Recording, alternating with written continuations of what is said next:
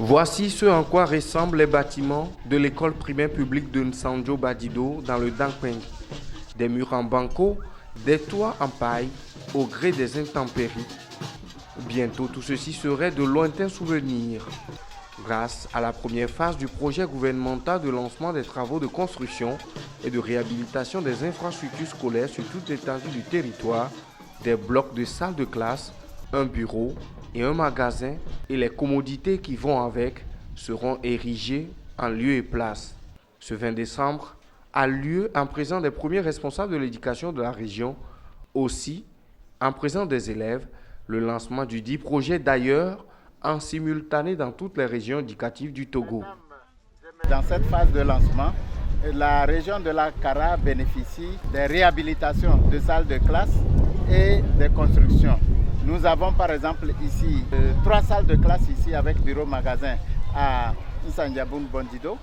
Et nous avons bénéficié également d'une réhabilitation au CG Bassar Nord. Nous allons bénéficier d'une réhabilitation à l'EPP Pétab. Nous allons bénéficier de la construction au GEP Ketao Gendarmerie. Donc ça ne concerne que cette première phase de lancement. La deuxième phase viendra avec la confirmation et la mise en œuvre des différents projets dont nous avons parlé ici.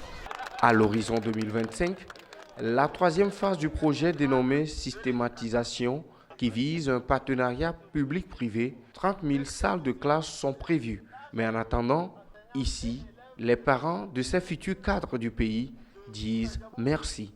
Cela va permettre à l'éducation de nos petits-enfants pour qu'ils puissent s'améliorer et participer pleinement dans le développement de notre pays. Nous sommes vraiment fiers. Nous disons merci à Dieu pour ce qu'il a fait et nous prions également aux membres de nos ancêtres d'accompagner l'exécution des travaux qui seront faits bientôt à tous les niveaux. Pour cette première phase du dit projet, sur la base des critères de vulnérabilité, 40 établissements scolaires prioritaires pour un besoin en construction de 45 salles de classe, 7 bureaux et 7 magasins, puis un besoin en réhabilitation de 85 salles de classe, 12 bureaux et 12 magasins sont identifiés.